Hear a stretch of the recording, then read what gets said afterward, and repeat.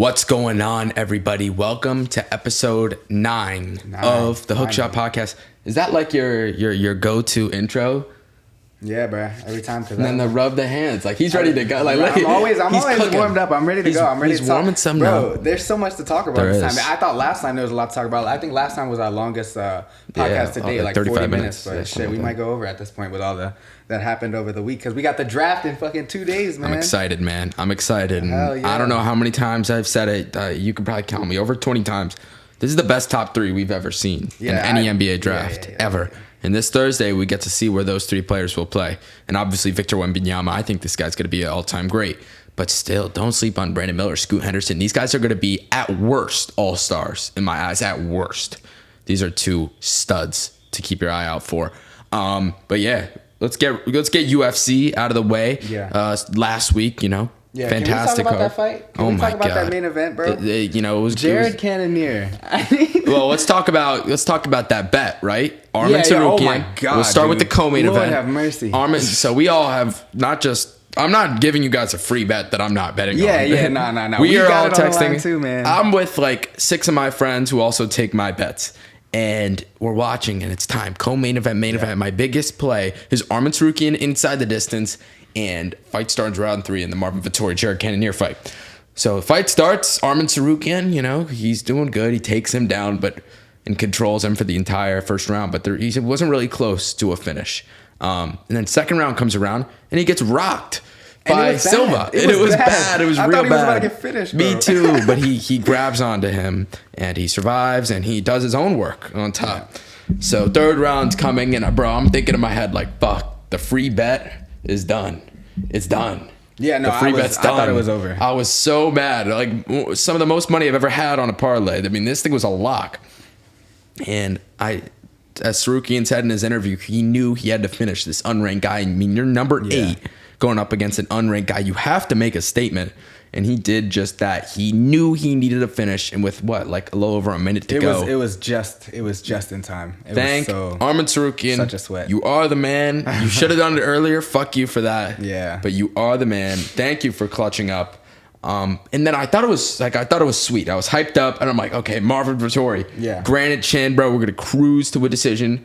First round, Vettori rocks Cannonier multiple times. That was bad. In the first round. And I'm like, shit, oh no. But that's not even the worst of it. Okay, he survives. I'm like, okay, we're good. We're good now. Vettori, he doesn't have that cracking power past the first round. And this dude, Vettori, is hurt every single second of that second round. And I'm like, oh shit. Like, that entire second round, I was like shitting my pants. I'm like, okay, please. I mean, I don't think I've ever seen a lock that I've had be so much of a sweat. Locks, for a lock that was pretty. But tough. it went to a decision, so I guess it was a lock. So Tsarukyan got to finish, and man, that fight. I mean, we could just talk about it real quick. Yeah. Vettori, that chin he has on him is fantastic, and I thought after that first round, we were seeing a different Marvin Vettori. Mm-hmm. He was coming in crack. When do we see Marvin Vettori hurting? Other fighters on the feet like that? He's never done that before. Man, what? I mean, he looked great. And then the second round comes around, and Jared Cannonier just turned into a different person. I feel like we've never seen Jared Cannonier like this before. I mean, he was on fucking go mode for the last 4 rounds. Scored a 10-8 in that round, too, in my opinion, clearly. Yeah. What are your thoughts? No, I mean, dude, Jared Cannonier, 39 years old, guys. And Crazy. I mean, he's come down from heavyweight all the way down to middleweight. He looked in the best shape of his fucking career. I've never seen Jared Cannonier look that good. And honestly, I thought Marvin looked good too. Even though I think from rounds 2, right, I would agree with you that round 2 was a 10-8. I thought I think he outstruck him 90-23 in that round, Jared Cannonier did. So that was a 10-8 in my book. But then after that, Marvin came out and actually looked good in the 3rd round. And even the 5th round, he had his moments. I thought he looked great on the feet. He was fast. Yeah. But Jared Cannonier was just better as the fight went on. He recovered so well after eating that first shot that I thought would take him out. And you just never look back. What a fight that was, man. What a main event. What a banger. And just what an action-packed fight. And action-packed. Really. Yeah, I mean, the entire card. Yeah. Super, super duper fun. And then the main parlays for the Discord, 3 for 3. That's what we do. Yes, sir. Made some cash. It was nice. And now we're on to the next one. Mm-hmm. UFC on ABC 5. Another great card. Finally back on ABC, man. Back on ABC. And they were just on ABC in May, I think. What card was it? Almeida. I think Almeida Rosenstruck. I think that was on ABC. I might be wrong. That's about not that. the best main event for an ABC card, though. I mean, he just ran through him. Oh yeah. The Jelton fight. Jelton's a beast. Yeah. And then Johnny Walker was in the co-main. Yeah, I think it was that card. But we're here. Ilia Topuria versus Josh Emmett. This is gonna be fun for however long it lasts. And I don't know. This is such a tough fight to call. I mean, you see Ilia Topuria minus 400 on the odds. I think he's gonna win, but I don't think he should be that big of a favorite. I mean, I really don't agree with those odds. I think he should be more of like a minus 200. Yeah. Not minus 400. Minus 400 is kind of crazy. I'm not going to lie. But man, I do think he gets him by KO in either like the second or the third round. I think he's a great fighter, and I think he's always improving. And he's not a perfect fighter. I mean, he like was overswinging now and then during that Bryce Mitchell fight. But these are things he can fix. I think he's calculated and finds a second or third round finish against Josh Emmett, who is still dangerous. Don't get me wrong. What do you think? Yeah, I mean, he's still undefeated for a reason. This guy is a monster. He's aggressive as it gets in that division, but Josh Emmett is another person that hits hard as hell in that division, man. This fight is going to be, I think for Josh Emmett, obviously lost in the title eliminator or the interim title fight with Yair Rodriguez, and he didn't look all that good, got subbed out. But this is a fight that I think will be on the feet for the majority of the fight. And Josh Emmett, as his career's gone farther, and he's gotten a little more experience under his belt, I think he's gotten a lot more calculated with his strikes. He still has that power, although he wasn't able to finish Yair. Obviously, he got finished, and he wasn't able to really make his mark against Calvin Kattar the way I thought he should have, because I thought Calvin Kattar actually won that fight.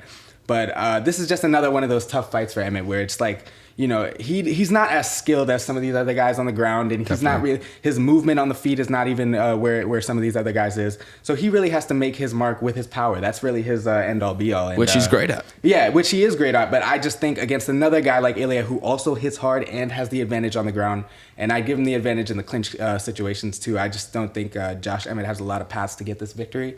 So I'd give Ilia the finish, but I do see it going maybe like third round, fourth round finish, something like that. Yeah, I think Ilia can knock him out. I think Ilia could hurt him and submit him. Yeah, I think he could even win a decision if he wanted to cruise. I think this fight's in Ilia Topuria's hands, but you just can't count out Josh Emmett, and I say it because you look at that line. That minus 400, you can't disrespect Josh Emmett like that. I like that. I like those odds for Emmett, honestly. What's he, plus what? Plus like 3 something. That's good. I would definitely put a little sprinkle. Take a little sprinkle. Because Josh Emmett, by KO. Bro, even Ilia Topuria, we've never seen him go past what, like 2-3 rounds? Yeah. I mean, but he gets finishes and stuff. You never know. I mean, he could get tired. I don't see why not taking a stab on Emmett. But I think the odds are a little too spread out on this fight. Yeah. I think it should be a little closer than it is. But we do agree on Ilia. Sure. I think he's gonna get the job done. Yeah. And I just think he's a super talented fighter, and I think he's gonna make a run for that gold. Will he win while Volkanovski's around? I don't know, maybe. No. But I think he could be a future champion. Don't get me wrong. And he's still young. How old is he? Do you know? Ilia Topuria. Let me see. He's like 26 is my guess. Bro, the Wi-Fi in this room, guys, I'm telling you. It's very bad. He's not wrong. Yeah, so he's 26 years old. I mean, he's a killer at 26. This is a guy fighting the upper echelon of the featherweight division at 26 with so much upside. And as I said, he has a couple flaws, but those are things you could fix at this age. Yeah. And he's super talented. Give me Ilia Topuria to get the job done in a fun fight in which Emmett could definitely land a knockout blow. In a fun fight, I'm going to go Topuria. I don't agree with the odds. Might take a little sprinkle on Emmett, as Rohan said. I do agree with that. But give me Topuria. We could just take a quick peek at the rest of this card. Yeah, I believe the co-main event, Amanda Ribas versus Macy Barber. Yeah. Thoughts on that one? I like this fight. It's a clash of styles. Macy Barber loves to be on the feet. She loves to. I do not like watching Macy Barber fight just because she punches the air a lot. She does a lot of nothing sometimes with her feints and whatever you want to call them. Yeah. But I would give the edge to Amanda Ribas in this fight. She on the ground. I mean, she is by far the better fighter. It's not even close. And you predicted this fight to go over 1.5. I do see that. But I do see a finish in this fight. I think Ribas, if she gets this to the ground, she is in another dimension of jiu-jitsu than Macy Barber. Macy Barber cannot compete with this lady on the ground. She is not like, some of these fighters that we've seen go take the fight to the ground in the female division, like Andrea Lee, some people that love to be on the ground and wrestle, Blanchfield, for example. But this is a girl in Amanda Ribas. She loves to just get you out of there if she has the chance, and she's gonna have the chance in this fight if it goes to the ground. I got Ribas. I don't think Barber stands zero chance on the mat. I mean, she's a good wrestler. Don't get me wrong, but I do agree with you. I think Ribas wins this fight fairly clearly. I do think it's a pretty clear win for Ribas. Barber, I think a lot of people I see on Twitter are taking a stab at Barber. I think she's like plus 160, plus 170. Gotcha. I don't understand, man. I mean, the only way Ribas could lose against really anybody in that division is if she gets like hurt. I mean, she does not have the best chin, but you're not going to be worried about that whatsoever with Barber. I think Ribas, she's really, she's well-rounded now. Not only does she have that jiu-jitsu, she's a good boxer as well. And she can score takedowns as well. She beat Virna Jandiroba, who beat Marina Rodriguez recently. Not to do MMA math, but I like those calculations right there. I do like Ribas in this fight. And then Brendan Allen versus Bruno Silva is another interesting one. That's a good one. Brendan Allen's looked real good in his past couple of fights. I do think he gets the job done against Bruno Silva. He's a highly ranked middleweight. He's looked pretty good in his last couple of fights. It'll be a close fight. Bruno Silva looked great in his last fight as well. Give me Brendan Allen. I like that one. Thoughts on that? Yeah, that should be a fun one as well. I do not see that fight hitting the mat. Bruno Silva, he's had a very interesting career, right? He got knocked out, or not knocked out, but he lost to Joe Mearshart. And he almost, he hurt Alex Pereira. So he's had a pretty fun career. But I do think Brendan Allen should win this. He's an up-and-coming fighter who's been on the rise for some time now, and he still is, fine-tuning his skills. But I think this is a nice little fight for him that should get him in maybe see him climb the rankings a little bit after this win. Yep. We also have one more we could talk about. Neil Magny returning against Phil Rowe. He needs a win, bro. Neil Magny needs to win bad, man, because this might be his last fight in the UFC. I don't know about that. Phil Rowe, dude. Phil Rowe. But Phil Rowe's not that bad. Yeah, I mean, he's been in the sport for a while, too. So, I mean, I guess. But, damn. I mean, yeah, he should win. I think Neil gets the job done. I think this is a big step down. I mean, he's going from Gilbert Burns. That's what I'm saying. Phil Rowe. Yeah, Neil. I do think Phil Rowe's won me money. Phil Rowe has won me money. I think he's a good fighter. Yeah. A good fighter against bad competition, though. Mm-hmm. I do think this is a step up in competition. I think Neil Magny gets it done by decision. Yeah, I just give me Neil by decision. I'm gonna be rooting for him. That's my Haitian brother, so I'm gonna be rooting for Neil Magny. I think he gets it done by decision too, though. He should be good in this one. Hell yeah! All right, that's it for UFC.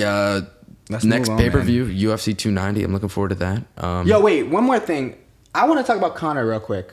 Because there's been a lot of news about this fight with Micah not happening. Is that like official now? Well, not only is that the news, but this dude is at the Miami Heat game beating up mascots and then possibly R-wording somebody. Disproved yet, or are those real allegations? Because I've been seeing a lot of people not actually have the full details or trying to defend him in some cases. I don't know anything about the situation. I mean, I think I saw that video clip that came out. The woman accused him of doing something inappropriate in the bathroom without her consent. But then there's video that's come out of them hanging out after the alleged assault came out. So I really don't know. There's got to be a bunch of security cameras in that bathroom. So we'll see. I really don't know. But with that fight with Michael Chandler, I don't think it happens. And I honestly don't even see this guy fighting in the UFC at this point. Really? Ever again? Wow. I don't think. Who's he gonna fight? Yeah, that's the thing. I mean, who's he gonna fight? So yeah, on the table for Conor, there's like the Dustin quadrilogy, which I don't see happening at this point, and then the Michael Chandler fight, which it's just crazy that we're gonna do a whole season of The Ultimate Fighter, go through this whole summer and do all these episodes for them not to fight, bro. Like, that's just ass, man. But Conor's always in these situations, so this is nothing new. It's just very unfortunate that it's happening again. So. Hopefully, this isn't the last time, or we do see him in the octagon again, right? I don't know. I mean, I'm hoping they get this fight done, like ended. Is it possible for them to do it in December? I don't even know at this point. When is the UFC 300 going to happen? Because I saw people, saying that maybe it's all a setup to get him fighting on that card instead of nah, bro. The allegations is not him not entering. No, not the. Yeah, that's the thing. That's the thing. I don't agree submitting with his test results might be the way to get him a little, or his fight delayed a little bit. I disagree. I don't think that's what the UFC is doing. They had. I think they got T-Mobile Arena for that December card. And McGregor always fights at T-Mobile. Yeah, I don't think that's the reasoning, but maybe if the fight doesn't happen, they will end up doing that. I think it's gonna be like March or April. Yeah. UFC 300, that would make sense. Man, we haven't seen him in 2 years now, almost that's 2 wild. years. Yeah, it's gonna be 2 years next month. So that's crazy. Time flies. Yeah, it does. Time flies. That's crazy. But yeah, Conor McGregor, a lot going on in his life, from the mascot to the allegations to Ultimate Fighter. Will he fight? He just had a documentary. I mean, this guy. Yeah. He's the face of the news right now when it comes to not only the MMA world, as always, but even in the sports world. I mean, you see this guy on ESPN Sports Center, feels like every day. But yeah, I don't think that fight happens this year. I mean, he's just got way too much shit going on. All right, let's talk NBA now, man. A lot is going on in the NBA world. Bradley Beal was just traded to the Suns. I feel like there's a lot going on besides the NBA draft. That's got to be number one on the headlines right now. I mean, Bradley Beal is his son. The star power that team contains: Booker, Kevin Durant, Beal now, even DeAndre Ayton. When he's on, he's on. Man, this team's good. Are they enough to be a title contender? Probably a contender. But I don't think they're going to win it all. This isn't a team. This reminds me of, the James Harden, Kyrie Irving, KD experiment. They were close, but they just couldn't quite get it done. The Wizards got absolutely fleeced. That's another takeaway. Not a single first-round pick, as we just talked about. That's just crazy. That's just how? Come on. You say you're going to go for a full-on rebuild. Okay, I get you got that salary dump in Chris Paul, but not a single first-round pick. I don't like it, man. I don't like it. I hated the trade for them. But it for me, man, the whole Wizards organization deserves some sort of punishment for the malpractice that they've committed over the last 2 fucking seasons, bro. Because giving Bradley Beal a no trade clause in addition to a $250 million contract over 5 years, which he will be making $57 million when he's like 35 years old. That is ridiculous for somebody of Bradley Beal's caliber. And that's no shot to Bradley Beal. It's just, he's not on the level of Nikola Jokic and Joel Embiid. He's not an MVP. He's not. He didn't even make the All-Star game. Like, let's be for real, man. That's one of the worst contracts I've ever seen. Shout out to his agent, though. Because, shout out to the great point. His agent is a demon. But this trade for Washington, I don't see how they weren't zeroed in on Tyler Hero. I mean, how can you not go to Miami and just be like, we want Hero and we want a first-round pick, and that's all it's going to take. It. If that was the package, that would have been a win-win for both sides. And I think with some convincing, they probably would have done that. For Miami. I mean, there have been reports that they want to acquire Damian Lillard instead of Bradley Beal, which is why they didn't push so hard for Beal. That's not going to happen. But yeah, exactly. To your point, I don't think that's going to happen. And I think if you're Washington, there's definitely a chance to negotiate with Miami and say, hey, y'all want to win right now? Bradley Beal's a perfect player. We just want Tyler Hero. He didn't even play for y'all last season. It's a perfect deal. I think that could have easily happened. And Washington just completely fucked this whole situation up from the start, from last year. This kid is spitting right now. God damn. He's on fire. He's on fire. Yeah, the offseason hits quick, man, because Denver just won the championship and we're already like, fuck them. Let's go. And that's the great thing about basketball. Yeah, it's never ending, man. The finals just ended and, Ja Morant just got suspended. Yeah. Zion Williamson, we don't even got to... He's all over the place. And we'll get into that in just a second because, that correlates with Portland as well. As we were just talking about. But Bradley Beal...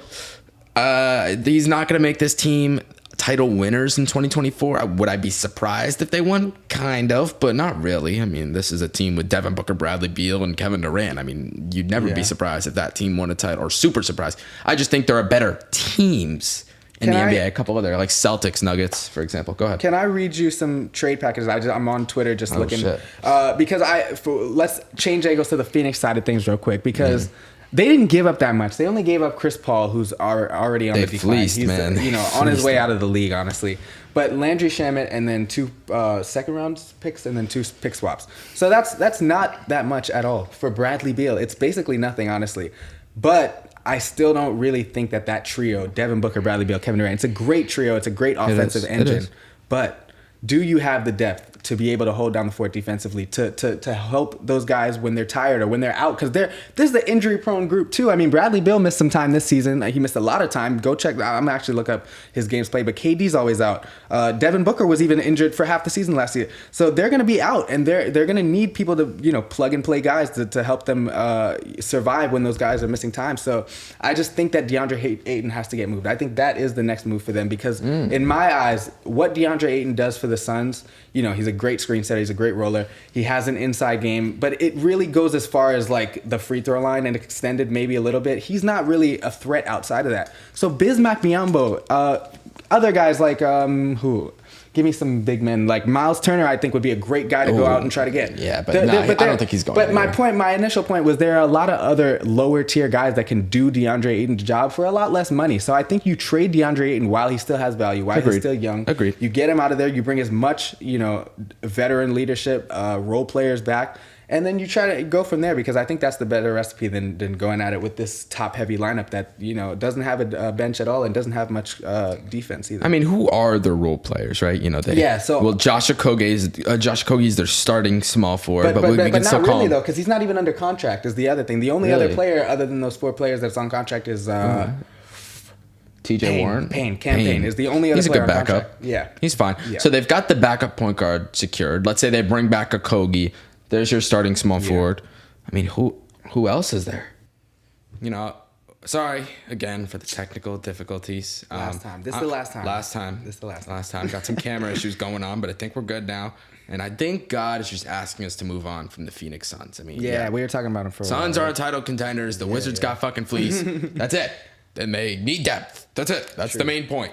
But we can talk about Zion Williamson, who's been probably the most talked about player in the NBA right now. I mean, he's got all this controversy going on, with his baby and whatnot, and adult movie stars, we'll call him. And now he's being talked about in possible trades. Number 1 team being talked about is Portland. I know Dame wants him bad. And so if we look at the Blazers side of things, let's say Zion is an option. They can either A, take Brandon Miller, or B, trade that pick, or Brandon Miller or Scoot Henderson, or trade that pick for Zion Williamson. What do the Blazers do here, Rohan? Tell me, what do they do? I honestly think you just take the pick. And I've been saying this for like the longest, and I think it's just so obvious. Instead of Zion, though? Yeah, instead of Zion. Zion. Because honestly, from what it seems like to me, I think that the likeliest outcome is that Brandon Miller is taken second and Scoot falls to them at 3, which in that case, you're ecstatic. You would take that every day of the week. If Brandon Miller's who falls to 3. So you're saying they'd trade Scoot if they got Scoot? I think Lillard, a draft Simons, and Scoot would not work. Well, Simons won't be on the team by that point because they don't even like him right now. I've been hearing that. No, bro. I've been hearing Simons in every trade package. The Blazers are not fond of, and they just paid the man, so I don't understand. And he didn't even have a bad year by any estimation. He had a great year for him. I don't know why the Blazers are so keen on moving him. But listen, this is what I think might happen. I think this is a very possible thing. You tell me. On draft night. If Charlotte takes Brandon Miller second and Scoot is the option at 3, second. Portland will take the pick. That's my projection. If Scoot is taken second to Charlotte, I think there could be a trade with New Orleans on that night. Wait, what? Because I think I think vice versa. Yeah, I think Scoot. If Scoot falls to you at 3, why are you trading for Zion? If Scoot is, I think you trade Scoot. Why? Because they're not gonna. You think they're gonna trade Simons? Bro, forget the guard rotation in Portland for a second because I don't think if you draft, I have to think about that. You're gonna draft one of those guys regardless, right? You're gonna either draft Scoot or Miller if you're selecting 3rd. Yeah. So you're not drafting for fit at that slot anyway. So fuck the point guards and because if Simons is on the roster after you take Scoot and you still haven't moved Simons, then you can find a trade partner after the draft. But they haven't done that right now. They haven't even moved Simons. Fair. He's still on the team. Fair. Dame wants them to build a championship team. Fair. I don't think that's me personally, I just don't think that's the right thing to do. I think you take the pick, but I just think that a draft day trade could definitely happen where Zion is traded. Zion's traded for the 3rd pick, but the likelier scenario for that to happen is if Brandon Miller's taken second, I think. But so what are they? Third. If they get Scoot, who are the Blazers trading?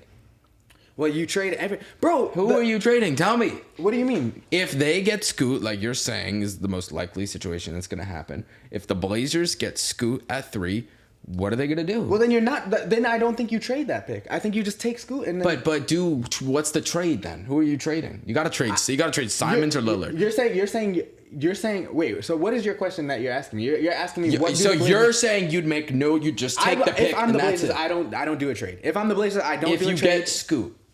So you're saying Lillard, Simons, and Scoot on one team? No, I don't think you trade Simons after you take Scoot. Yeah, I know. I'm saying, what trade would you do? Who would you trade? You're asking about a Simons trade. I thought you were talking about Lillard or trade. Simons. Oh well. If you're asking me, I'm trading Damian Lillard, and I would have done that fucking years ago. But if you're asking me now, what I think will happen, I don't think they'll move Dame. I think you trade Simons, and there's a lot of teams out there that I think would be willing to take on that contract, and because Simons still young, so I think you could look for somebody. I mean, maybe moving to the Knicks. I think the Knicks might take that contract. I mean, Simons a good player, bro. I like Anthony Simons personally. I don't think it's. I'm just saying it's an option. But it's an option. But there's any option in the. You can fucking call any team in the league about Anthony Simons, and there's a package to be discussed for the Blazers. Enough. But forget Anthony Simons, bro. We're talking about Zion Williamson, bro. We're talking about Zion. This trade is not. I don't think this is the right thing. But if this does happen and Zion does get paired up with Damian Lillard, I do not see that being a recipe for his championship either. So that's the thing with Portland. You think that's a championship core? Zion who plays 30 games a season, and Damian Lillard. I think they're championship contenders if he can stay healthy in the playoffs. How is that team a championship contender? If they can stay healthy in the playoffs, yeah. How though? Are they keeping Simons? Are they keeping Simons? Yeah, right? Because they're just trading the pick. Lillard, Simons, Williamson, Grant, and Nurkic as a starting lineup with guys like Shaedon Sharpe and Cam Reddish coming off the bench. You don't think they're title contenders? Think about it. You need Zion to be healthy, though. Yeah, you need that. Exactly. And that hasn't happened. If he's healthy in the playoffs, you don't think they're title contenders? I think they. Well, yes, because I think they've got a chance. Zion. The thing with Zion is there's always an asterisk: is he gonna play or is he not gonna play? When he's on the court, he's a top 10 player in the league, no doubt about it. You just watch him and you're like, what do you do with that? There's nothing you can do. But is he going to be on the court? If I'm Portland, I'm not taking the chance. I don't think you take the chance and risk it all for Zion and say, Zion and Dame, you got to make this work. And if not, and if you're hurt again this year, then we got to be stuck with you. And we got to say, damn, we got this Greg Oden 2.0 here, Brandon Roy 3.0 here that we don't know what to do with him because he's injury prone and we just can't have him on the floor. I don't think you handcuff yourself to that situation. You just take the young talent that's staring you in your face. This is a generational point guard talent that's being mentored by Stephen Curry. If you don't want that on your team, then I don't know what you want. Like, what are you doing? That's where I think. You don't think they should take Miller if they get Miller? You don't think they should keep Miller? It's not the choice. Miller, is not you're hating on this guy. No, the choice is not theirs. The choice is not theirs. But I'm saying if Scoot's taken second, which I do think will happen, I think the Hornets will take Scoot. So that's still undecided though. That's the thing about this draft. Bro, why wouldn't you keep Miller? I think Miller's going to be a great player. But I think in your mind you're saying, okay, Portland, you keep Dame, right? You think Portland should keep Dame and try to build. You think there's an actual path to building a championship contender with Dame? There's a path. I don't think so. I really don't. I don't think so anymore. I'm done with the path. I think you give Brandon Miller a shot if you get him. I think you give either of these guys a shot. But if you take Scoot, I say you don't. Have we also other than Christian Brown this year? When have we seen like a rookie be able to come in right off the bat and consistently produce for a championship team? On heavy minutes, because Brandon Miller is going to be on that team. He's going to be starting. It hasn't really happened. And you already have another young piece that you're trying to develop. We haven't seen that before. We haven't seen that, though. That's my point. You can't compare it to any situations. You can't compare. Well, Christian Brown just did it. Christian Brown was just a productive rookie in the league, but that's the only case. That's different. He's like a role player. This guy would be. That's my point. He was a role player, so it's. But I think this guy he's on a different level. Is what I'm saying. I think you're not giving Brandon Miller the credit he deserves. I think this guy's going to come in and be an all-star within his first 3 years in the NBA. Wow, that's a bold statement. I wouldn't agree with that. Fair enough. I wouldn't agree with that. That's a bold statement. I do believe that. He's talented. He's very talented, and he has the makings of an all-star in the future for sure. In the first 3 years, though, is a big statement. First 3 years is going to happen. Watch. So, yeah, in your eyes, I just think that you I do a lot higher than me. Fair enough. But for me, I'm just with the Portland Trailblazers, dude. It's the most tired situation in the league. Yeah, dude, I agree. They have options too. How many times do you fucking say it? That's the thing. But every day, it seems like another report's coming out saying the exact same thing as the day before. Like Dame wants to stay. Okay, you told us that already, bruh. What are you gonna do about it? Like I don't. Just do something. I don't already. know, man. Do something. They just gotta blow it. They gotta do the right version of what the Wizards just tried. It'll all end on Thursday. Yeah, right. It'll all end on Thursday. We'll see. Well, that's when free agency gets started and all that. But yeah, this Zion situation. By the way, I was just on Twitter and Mariah Mills, the adult star that we were talking about. Adult movie star. Her Twitter got suspended. So people are saying, oh, did Adam Silver make the call? Did Adam Silver make the call to get her suspended? Because Elon doesn't give a fuck. Yeah, exactly. Adam made the call. Yeah, man. But nah, this situation is just wild with Zion because all this personal stuff happening at the same time. Bro, she was like casting spells on him last night. Did you see that? Bro. Like she was going crazy, doing way too much. But all this news about Zion and the Pelicans recently fired one of his favorite coaches on the staff, one of the female coaches that would help him and some of the younger players in the developmental scene. They fired her. Female? Yeah. Let's not go there. But it was a coach. Wonder. It was a coach. Yeah, fair enough. And they fired her. So and then there was a report that Zion doesn't have strong relationship with his teammate or the front office. Yeah, I don't believe the teammates thing. You know, you saw that interview with like CJ and Ingram. They look super close. Yeah. I don't agree with the teammates. It's just a lot of stuff going on surrounding him. I'm shocked, man, because I mean this guy was supposed to be the Thursday. next. Yeah, I mean Hopefully. I'm excited. Thursday's huge, man. Thursday's a big day. For sure. You're excited for Thursday? Yeah, hella. Excited? Been looking for it. But let's move on, man. Let's move on to what else we got? Free agency. We got talk about one more thing. A lot of players, deciding on their contracts. I want to talk about Draymond Green. We'll talk Draymond Green. That was, oh my God, what is he doing? Yeah, because he was just with LeBron today in France with him and his wife. So, maybe a little collusion going on. I don't know. LeBron's a little sneaky. Dude, Draymond Green just opted out of his player contract. He is now an unrestricted free agent, meaning that the Warriors have to throw a new deal at him to get him back in the Bay. And I don't know if it's going to happen, really, because $25 million? Is that what it was? That was the player option that he turned down, 25 What the fuck? I mean, he has to want to go to the Lakers. He cannot expect, unless he's taking a pay cut. Yeah, the Warriors, I think, already said that they can't pay him that much because they already gave that money to Jordan Poole, which is not looking like the right choice now, but they're kind of in a situation where Draymond has all the leverage here, right? Because the Warriors don't want to lose him for nothing. They really don't. I know that. They want to keep him. Steph wants to keep him, of course. And he said that he wants to be there. Those were Draymond Green's words. He said, I want to be a Warrior for life. So I'm assuming that... pay cut. Yeah, I'm assuming that he's going to... Or maybe Clay will take a pay cut because he has a contract extension due next season. So I think he's going to have to take some money...